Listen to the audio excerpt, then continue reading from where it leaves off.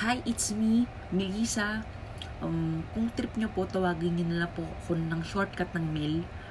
Kung gusto nyo po, yung name ko na lang po dito sa bahay, Lizel. Kasi dito po, tawag po sa akin, Lizel. So, welcome back to my YouTube channel.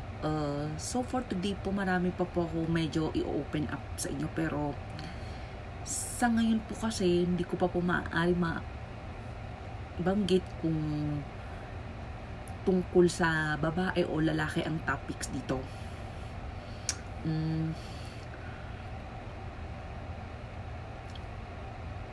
Dito po sa part na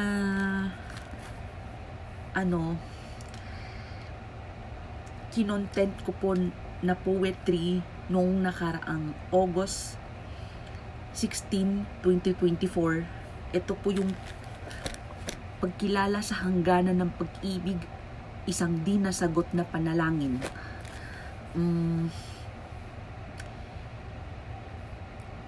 Isa lang po kasi ang alam ko na dito po sa part na to na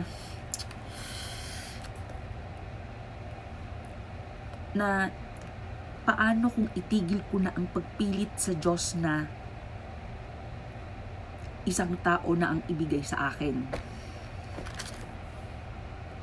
So, isa lang po pagkakaalam ko na tama lang po talaga na i-content ko tong poetry na to.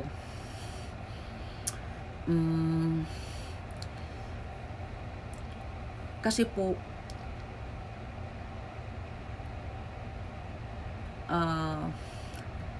nafe-feel ko na po siya ngayon na parang yung feeling ko malapit ko na pong maramdaman to.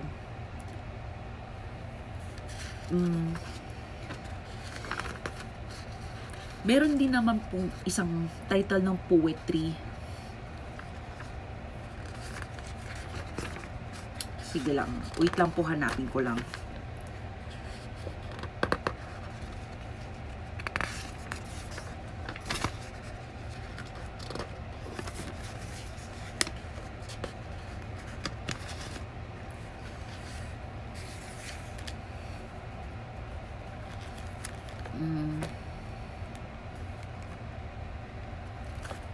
Ay,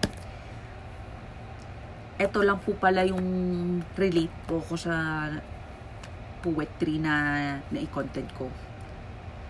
Dito po kasi sa part na to na baka dumating yung isang araw, wala na akong pagtingin sa isang tao. Feeling ko, nararamdaman ko na po na hindi po ako nagkamali ng hinala sa mundo.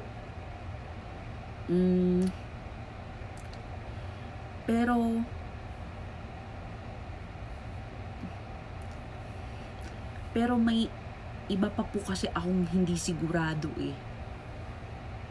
lalo kung papalarin po ng Diyos. Sa mga nakikilala ko po sa dating apps,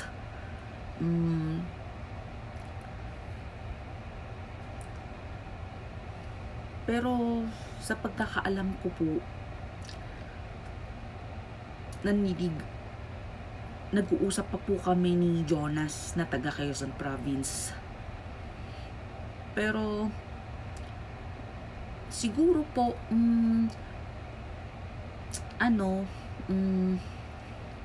siguro kaya din po ako nag-download pa rin ng mga dating apps para lang makasigurado po ako kung ano po talagang plano ng Diyos or kung sinong taong ipapalad ng Diyos. Kasi po mabuti na po talaga yung sigurado. Na i-content ko rin po itong tungkol sa darating yung day na wala na akong pagtingin sa isang tao. Kasi po, parang kabisado ko na po talaga. There's more po.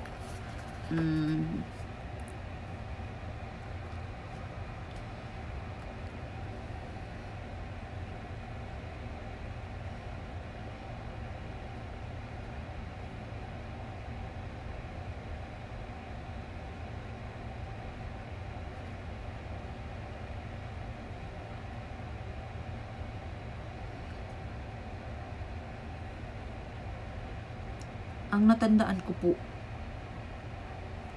dito is mundo na lang ang makakapagsabi. Yun po yung binabanggit ko, kung sure na ba na yung taga Quezon Province po yung papalarin. Si Jonas na po yung papalarin sa akin na taga Quezon Province. Pero sa ngayon po na feel ko na parang awkward po yung gumugulo sa isip ko, lalo't magmula po ng nirekomenda po ko ng isang friend sa Scoot na dating app din. Si Jonas po nakilala ko po sa Late Match na dating app.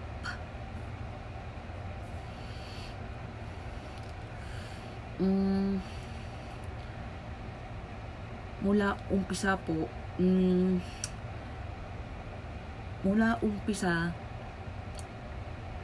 sumagi rin po sa isip ko na kailangan ko na po talagang magdesisyon. Pero po,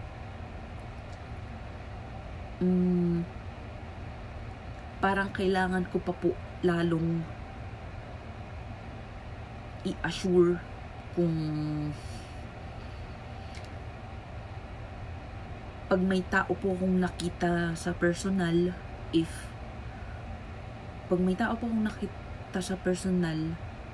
na baka hindi ko po pansinin or ewan ko lang po.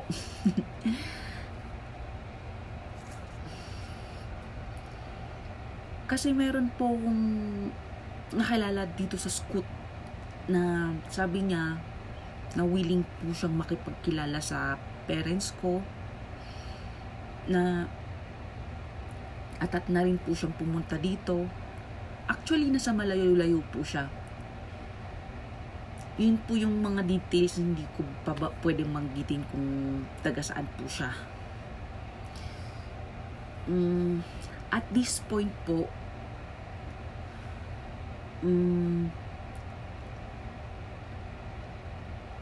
I contented today kasi at this point, kailangan ko rin po ng tulong nyo, guys. Kung ano po ba talaga yung tama kong gawin, na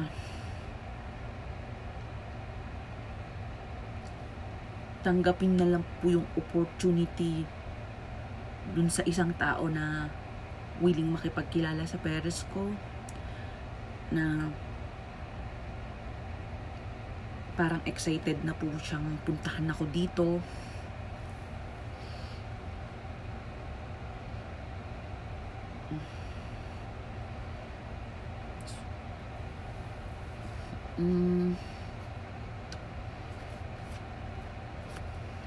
So, yun po. Basta, parang yung sinasabi ko po na noong nag-content ako nung August 16, 2024 na hindi ko na po dapat pilitin ang Diyos na ibigay si Jonas sa akin, na baka dumating yung isang araw wala na akong pagtingin. Parang nararamdaman ko po na magiging na totoo, na hindi nga po ako nagkamali na i-content siya sa poetry ko. So, yun. It's me again, Melissa. And thank you. Bye.